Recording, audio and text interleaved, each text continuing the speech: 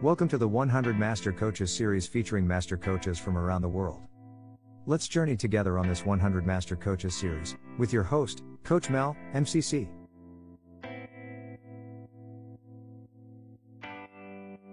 With over 27 years of international experience, Marie quickly understands the challenges involved in leading from the ground up in a VUCA world.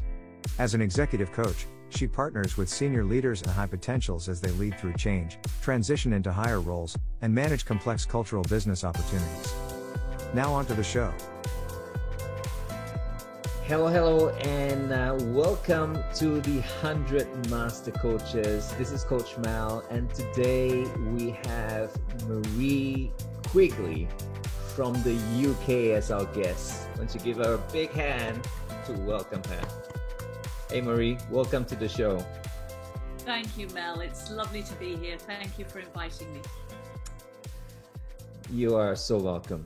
We're just going to jump straight in, Marie, to the first question. How did it all begin for you, your coaching journey?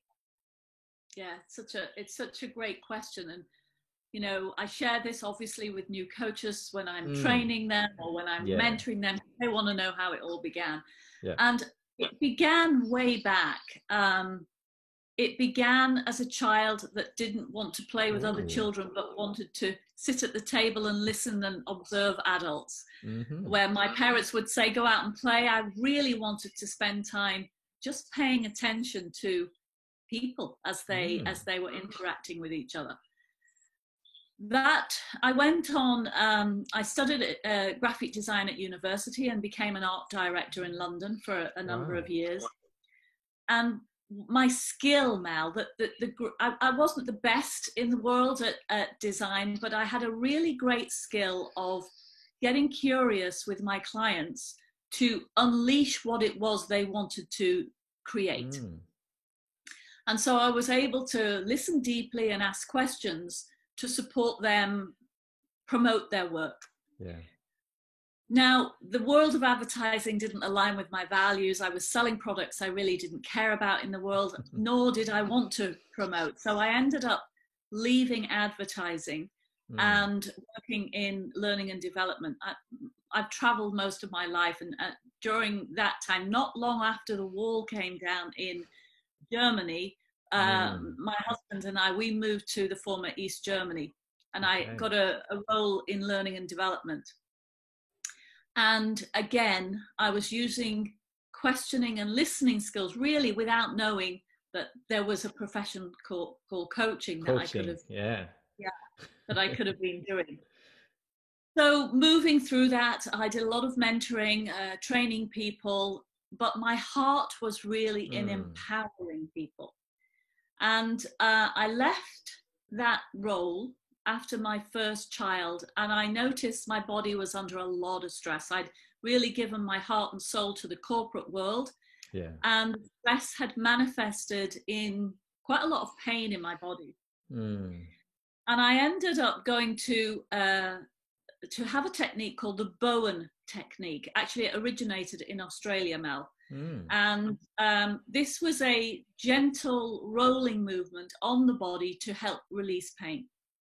It helped me release pain, and so I became trained in it. And as I worked with my clients, I not only worked on the external rolling movements, but I used coaching questions to support them to go inside and look at the pain, discover the pain. What was the pain here to tell us, teach us, explore? And that had as much effect as the actual therapy did. The process of unleashing whatever was happening for them through verbal discussion. And that was fascinating to me. And so after developing this practice, I knew that there was something missing in my training, let's say. And so I really discovered that it was coaching that I wanted to do. And then I became trained as a coach. Wow. I just love the way you just told that story, even, from the different personal experiences, right? From advertising. By the way, was in advertising rather. So I understand the tests that we have to go through, to the fire, I call it. And then moving on to that learning and development role, and then having that wonderful birth of your child, going through a different journey again.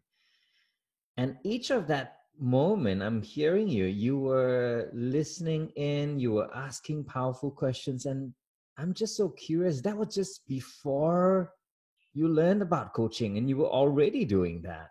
So Yeah. it kind of seemed like you kind of knew what you were doing back then.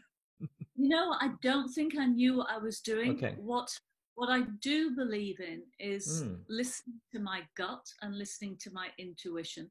Yeah. So when I find I'm really present with someone, I allow whatever needs to emerge, and that's what was happening. Got it. And that's so beautiful. You allowed yourself to come out from there and become that person that the other needed of you. That's what I'm taking away from. Yeah. That's so beautiful.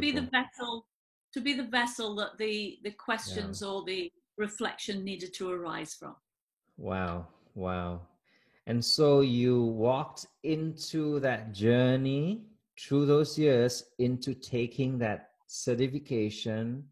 Just for the audience, when was that? Did you take your first certification, coaching certification? Yeah, so the first certification program, it was a training more than a certification program. Okay. I think that was about 2008, 2009, around that time.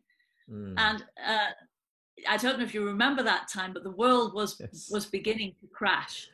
Yes, that's right. A lot of changes happening everywhere, right? Systemically, politically, even in the economic sense of things. Yeah, absolutely. I do.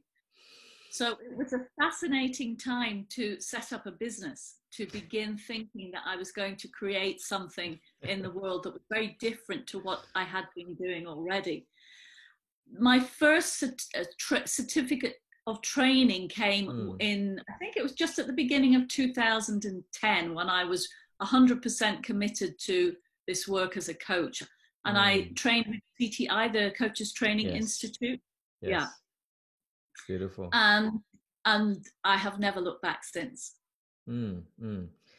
And that journey, I would love to know, I'm sure the audience would love to know, how was your initial couple of years?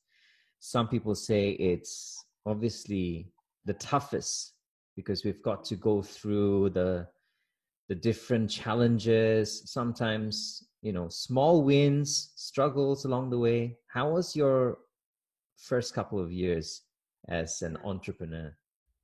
That's a great question, Mel. Thank you for asking. Even when I was doing the coach training, so I remember at the time, my husband had lost his job.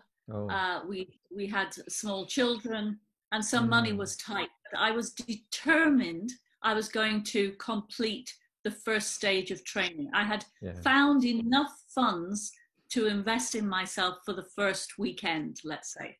But I had no idea where the rest of the money was going to come from. So I made a commitment to myself that after that first weekend of training, I was going to work with people and charge just a small amount of money, but enough so that I could make the next payment for the next training. And I didn't make enough money to make the next weekend.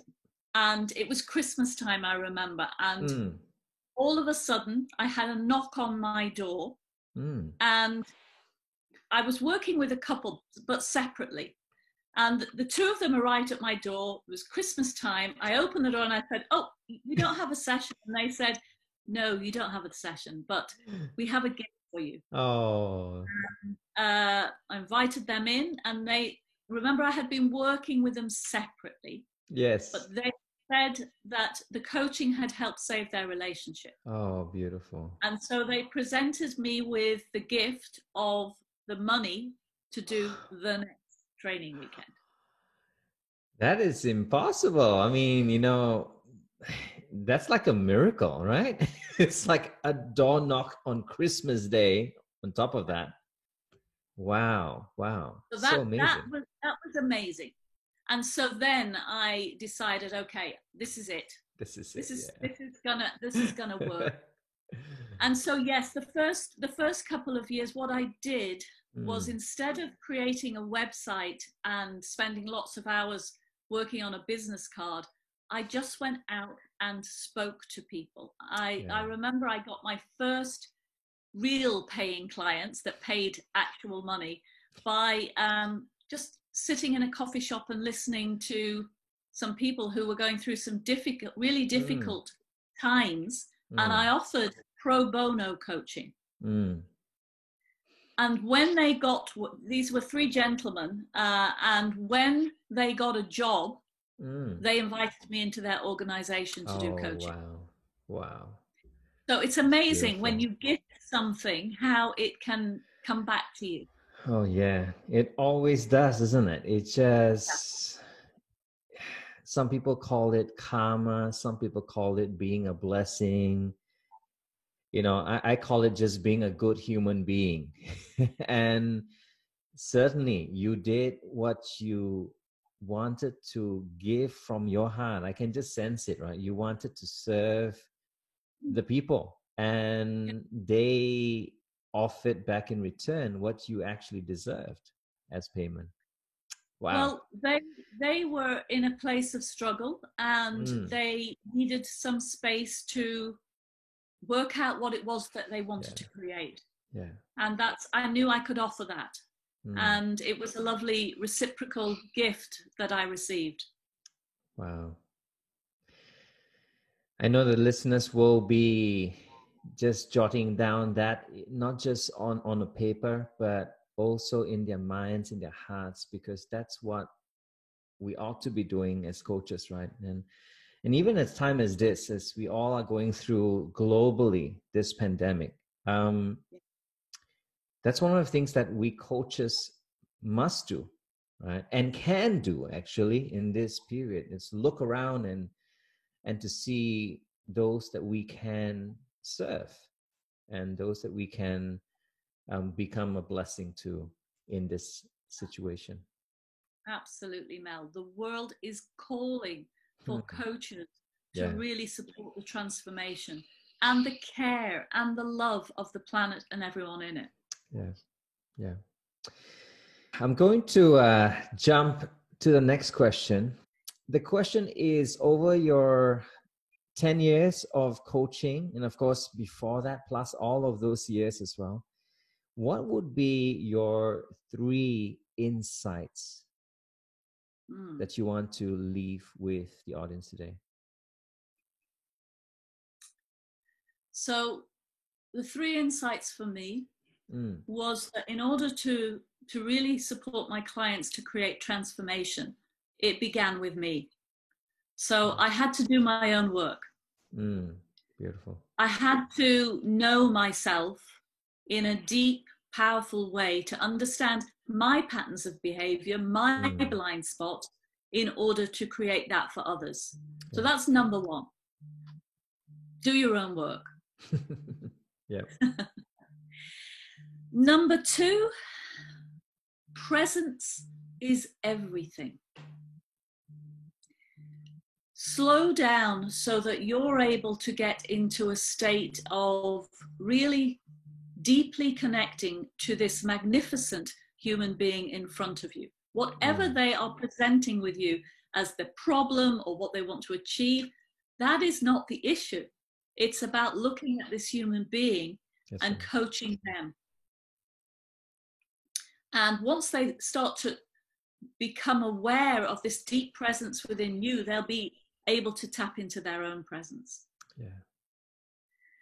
And the third thing, Mel, and I think it's been second to me getting my initial coach training, the thing that has really excelled and supported me to excel in my work is getting a supervisor, not a mentor, but a supervisor, to support you to see yourself and how you're being in your work. I trained as a supervisor because it had such an amazing impact on my work that I wanted to understand the role of a coaching supervisor and train in it, because it's a phenomenal professional development. I hear you. That is fantastic. And you're not the first that I've said that. So some of the wonderful coaches that have come on the show have mentioned the same thing about getting your supervisor as early as possible in the game, because that is the way to grow. That is the way to be open to what you said, all the blind spots and the things that we probably don't even know that is happening in us or around us. And what you're saying about the presence, right? That whole understanding that this is that full person in front of you that we are serving. Wow. It makes me realize that our clients are the most important people. And as we serve them, they will in turn feel that whole validation, and they in turn will go out there to the world and be an impact to the next persons out there. That's so true, Mel. We are not just coaching one person. We are coaching generations. Oh, wow. I strongly believe in that. And I know you've seen that. So I'm just going to ask you off the cuff, in your context of saying that, give us an example of your work that you've worked with, perhaps an organization, or it could be a family organization, I'm not sure, that you've impacted perhaps a couple of them, and then it trickled into the culture or into the organization. Oh yeah, there are so many examples I share with you. And I know whenever I share stories about my clients, I always make sure that I have their permission to share. Oh yes, of course. Understand. As we know, we're very ethical as coaches and being mindful of what we share. So I have permission to share a couple of stories. One story is a magnificent gentleman I have worked with for a number of years. And he first came to coaching, and it was through his organization that they really looked at what he was doing. He was the biggest earner in the organization, but his team hated working with him because he was arrogant, disrespectful. He stomped over everybody's thoughts, emotions, and needs. And he was really a difficult man to work with. Now, he'd been brought up in a very traditional way of being a leader in the world. And he wasn't even aware of the impact that he was truly having on his team. And so the organization said to him, we know you're the biggest earner, but actually we don't want that anymore. We want a culture that is going to be compassionate, open-hearted, and we still want to be the best in our field, but it means that we want to take care of our people. And so he was asked to go to coaching. And I remember meeting him for the chemistry session before we even agreed. And there was big resistance. He didn't want to be there. He didn't think he had anything to learn because he was successful in the terms of.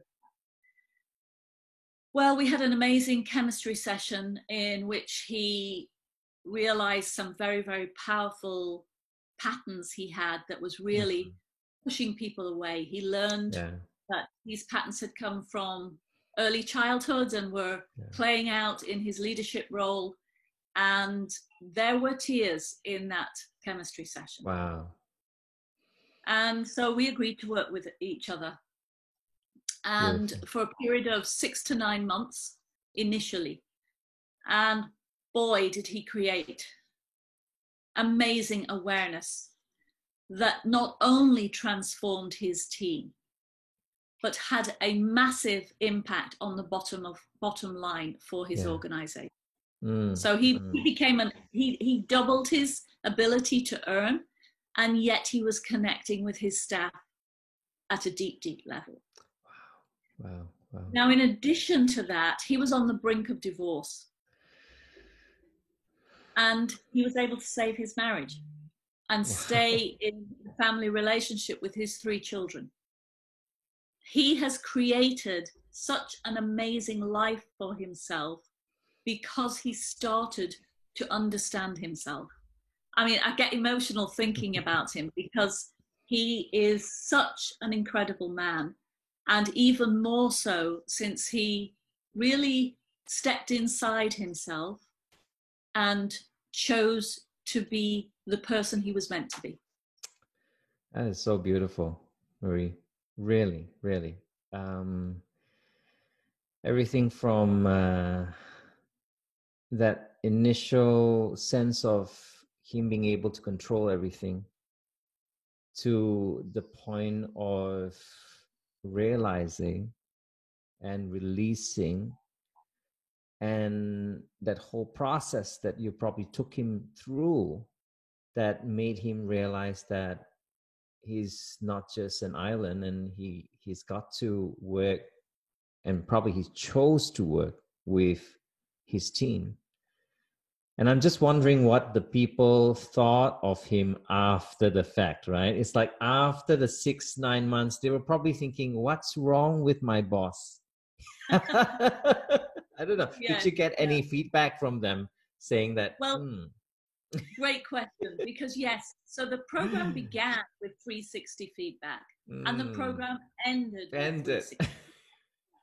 So the shift was fantastic. And of course, there was some trepidation to think, okay, he's doing this now, but when it's all over, will he go back to normal? Yeah. Now, he was wise. So the company invested in him originally, but he was wise, and he continued to invest in himself in coaching. Because we still partner together, not on a regular basis, but we still come together every few months or so just to support the development. Wonderful. And he was able to keep it going. So yes, there was some trepidation, but he was able to stay in a place of curiosity and open-heartedness with his team because he just remembered who he was. Yeah. And you put it so simply, that he was the champion and he is the champion. And I just love how you say that, because that's what coaching is all about. The whole focus, the whole limelight, the whole everything, the awareness, the breakthrough, all comes down to the coachee. Absolutely. And, thank you for sharing that. Really, really. You must be really proud of the ROI. Yeah. Now we talk about the ROI, I guess, because a lot of coaches that I meet, and of course, HR folks, leaders of organizations, they're always asking about this, right? You're just having a wonderful conversation with people, and what's the ROI, right? So this is definitely one that it's in the books financially, it's in the books on 360, on behavioral, it's in the books relationally, even with his personal life. So my goodness, this is the ROI that we're talking about. Absolutely. Yeah. Wow. And it's so hard to pinpoint ROI for coaches. You know, many coaches want to grow their business. That's the big question. How do I show them an ROI? And I think for organizations, we need to be really clear. This coaching can really create change, but it could also support people to move out of the organization, and which is great, because if they're not a good fit, not meant to be in the organization. Absolutely. That's a win. Absolutely. It is a win. It is a win-win. It's a win for everyone. And the fit will be better. The whole performance will be better. The whole culture will be better. And it's everyone wins, you know. Absolutely. Marie, this is the brave question. I'm sure there are many, but the bravest in obviously the context of you being the coach. What was the bravest story that you can tell us? It's a great question, Mel, and so many things are flashing through my mind now. But you narrowed it down when you said in the context of a coach. And I think the bravest thing any coach can do is not have an agenda for the client and stay in silence much longer than feels comfortable.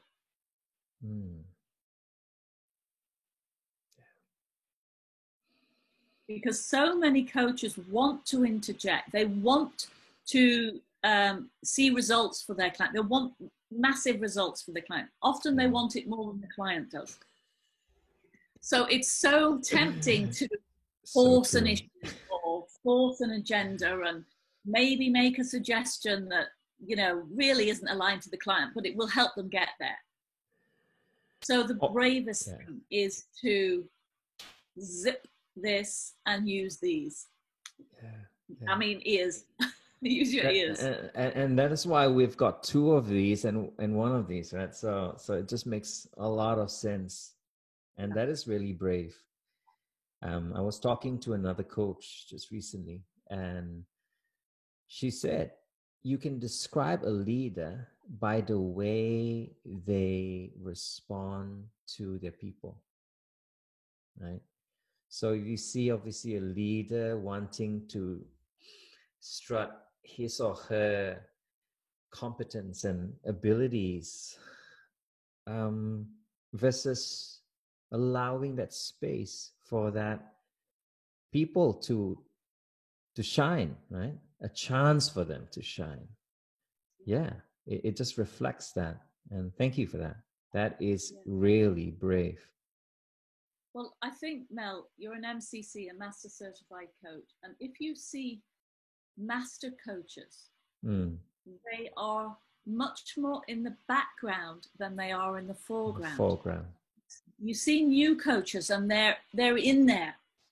But the one of the beautiful things about masterful coaching is the coach can remain almost as if they're not there. Yeah. And yet they're so fully there, it's palpable. A time of silence. And that silence is powerful. That pause, a chance for the coachee to take it in, reflect. Thank you. Thank you. This question comes from a different angle, and it speaks about you and your journey, Marie. If you had the chance to do it all over again, what would you do differently? Oh,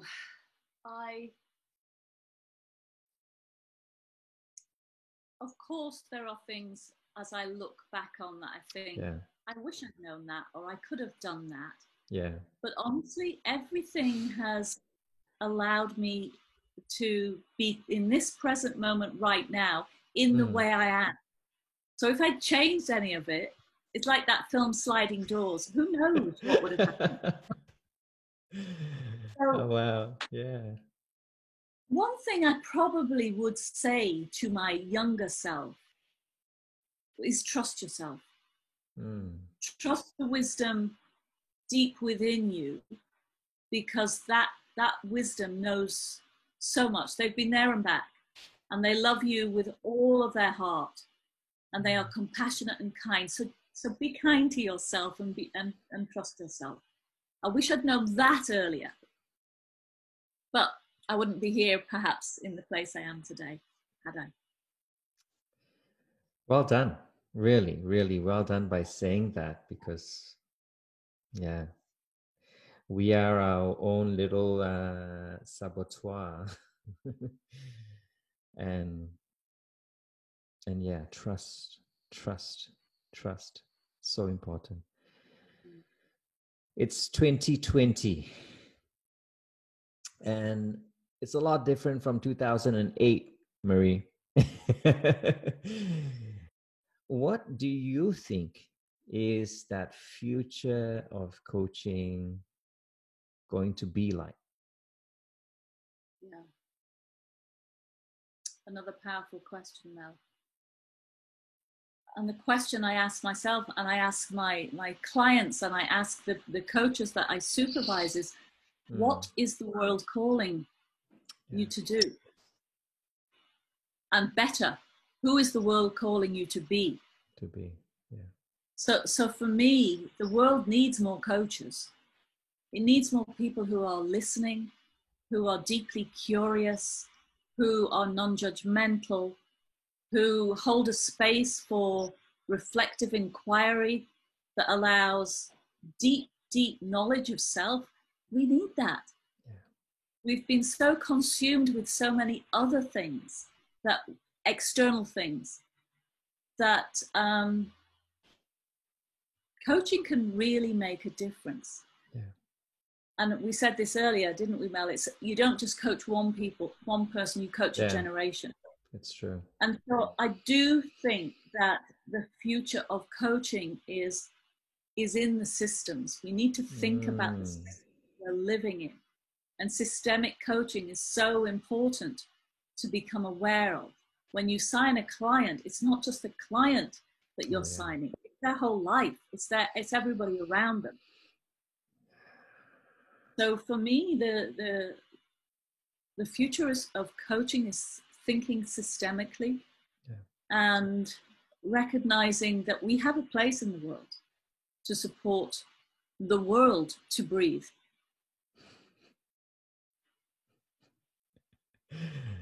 Oh my gosh, you're giving me goosebumps, Marie. I so align with what you say. And I just love how you say it. Give the world an opportunity to breathe. Wow. Woo. That is masterful wisdom. And even though my next question is still going to ask you for that last master wisdom that you can bestow to younger budding coaches coming in right now in this year, 2020, what would it be? Well, first of all, if you're thinking about becoming a coach, do it. Because even the training will allow you to know yourself in a way that you haven't known yourself before. So good. So do it. And think about the impact you want to have in the world. This is a calling. So what is your calling? What is your purpose? What is the reason you've been placed on this earth? Get curious about that. And partner with someone. Get someone who's a little step ahead of you. Partner with them to support yourself to uncover your own desires, your own values, your own purpose and mission, and also the things that hold you back. Get to know them. Make friends with them. Become in relationship with yourself, all parts of yourself. And then you can make a difference. I love it. Love it. Relationship with yourself. Relationship with yourself. Woo! We've just, clocked this at 150. We're just like flying, and yet it feels like it's gone on for a while. It's beautiful. Thank you so much. And we ask powerful questions as coaches. So, Marie, what is your powerful question for the audience today?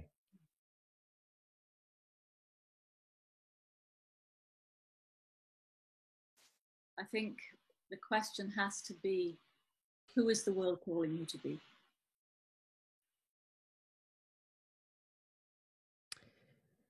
I'm just going to be cheeky. And I've got the mic, I know, to ask you this question. I think not just me, but I think people listening in will be curious about your answer to that question. The world is calling me to be more of myself, to step into my wisdom, my courage, my vulnerability in every single moment of every single day.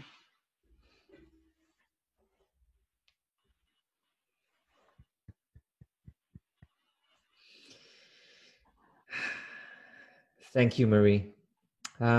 This is a time where I say almost so long, farewell. We say.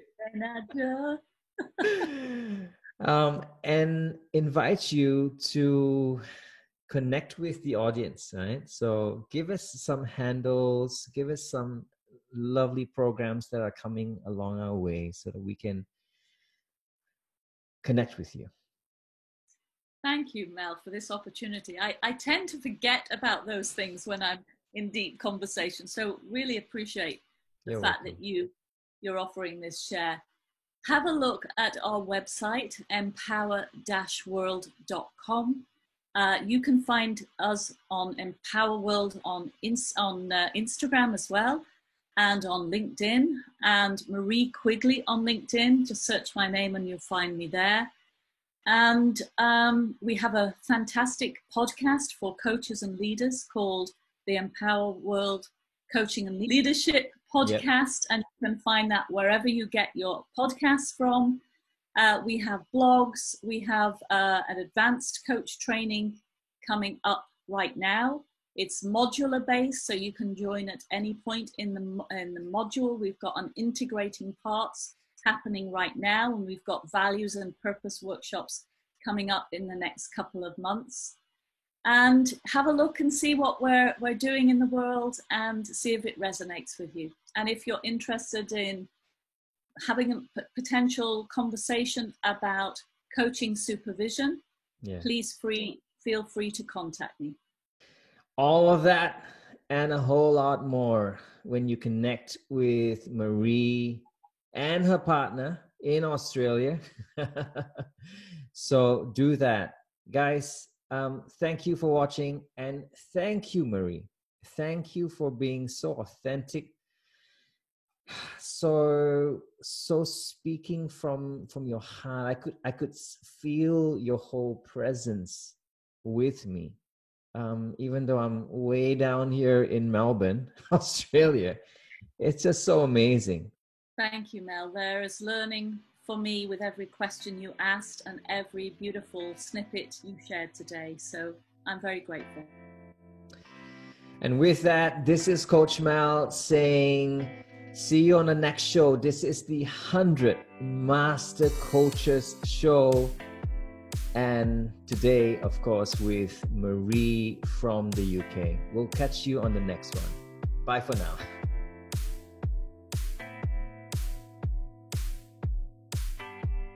You have been watching the 100 Master Coaches series with your host, Coach Mel, MCC. Brought to you by Catalyst Coach. www.catalystcoach.live. We will be right back with our next Master Coach on the 100 Master Coaches series.